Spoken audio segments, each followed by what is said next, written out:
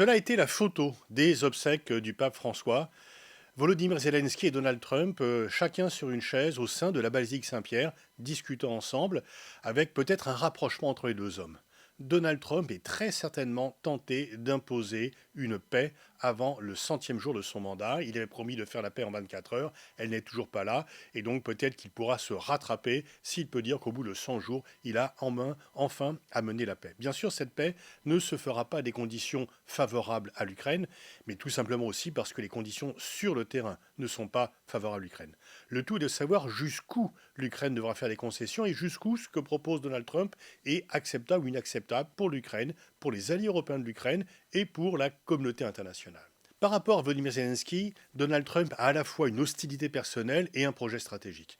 L'hostilité personnelle, elle date de son premier mandat, lorsque Volodymyr Zelensky, qui venait d'être élu à la présidence ukrainienne, a refusé de donner des éléments qui auraient servi Donald Trump dans sa campagne pour mettre en difficulté Joe Biden à propos du comportement de son fils Hunter, qui était lobbyiste en Ukraine, grassement payé. En fait, on achetait l'influence du père. Mais Volodymyr Zelensky n'avait pas cédé à l'époque et du coup, Donald Trump avait menacé de cesser toute aide à l'Ukraine.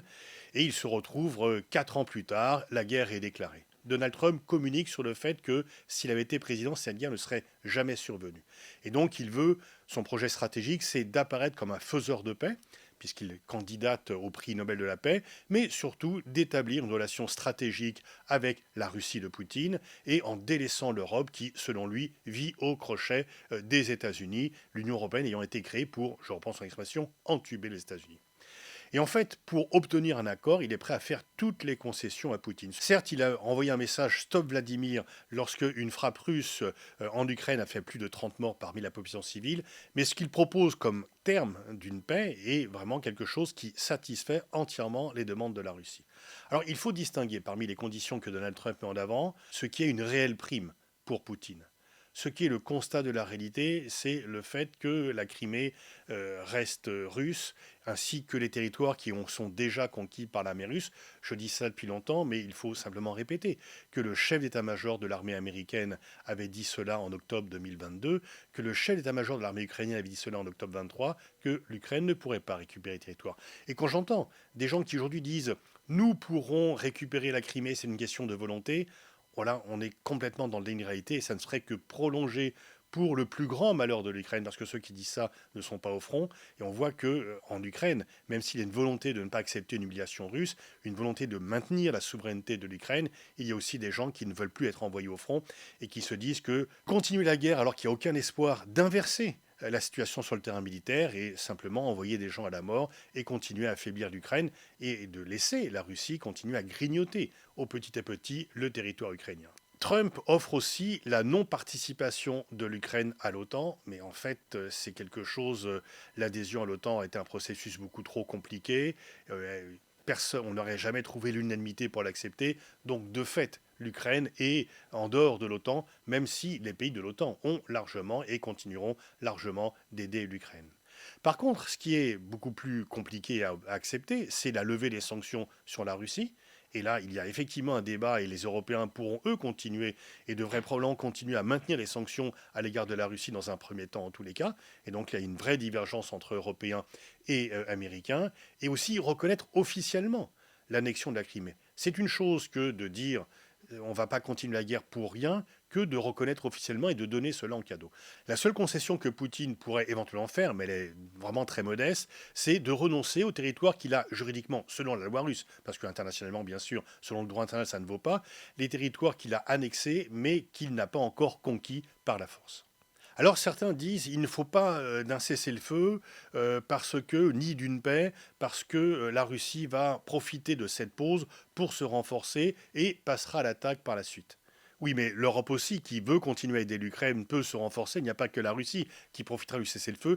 Et on peut trouver pour le moins curieux de dire il ne faut pas mettre fin à la guerre, parce que si on y met fin, elle pourrait reprendre par la suite. Donc autant l'arrêter tout de suite et faire en sorte qu'on se prépare et les pays européens qui sont traumatisés par l'abandon américain. Tout le schéma européen de sécurité est remis en cause par l'abandon américain et donc les Européens s'organisent pour se bâtir une défense qui ne dépendrait plus d'une protection américaine. Mais ça ne se fera pas en quelques semaines, il faudra plusieurs mois et donc la fin des combats permettra à l'Europe de s'organiser également. Donc bien sûr, la Russie va garder des territoires qu'elle a acquis par la force, ce qui est illégal, mais une fois encore, on peut continuer cette guerre des mois et des mois. La situation militaire ne sera pas inversée, tout simplement parce que aucun pays européen n'enverra de soldats aider l'Ukraine et qu'il n'y a plus que 30 millions d'Ukrainiens qui font face à 145 millions de Russes. Mais tout ne sera pas passé par perte et profit. Il y a toujours un mandat d'arrêt qui est émis contre Vladimir Poutine.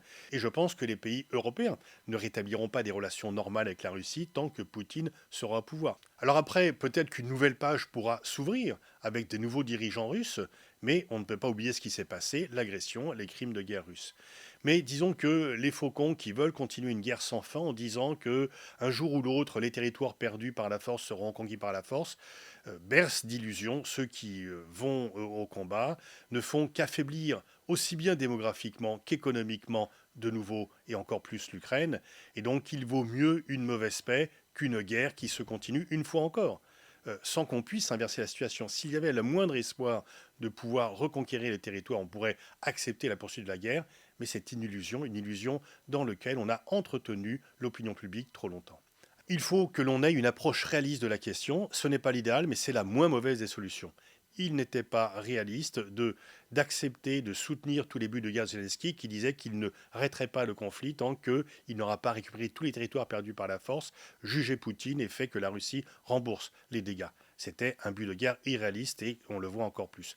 Mais aujourd'hui, dire qu'un accord de paix ne peut dépendre que de l'envoi de forces européennes en Ukraine, soyons clairs, nous n'avons pas ces soldats et pour le moment, peut-être qu'il va changer d'avis, Trump dit qu'il ne donnera pas de garantie à ses troupes européennes. Or, le Premier ministre britannique a dit que sans cette garantie américaine, il n'enverrait pas de troupes.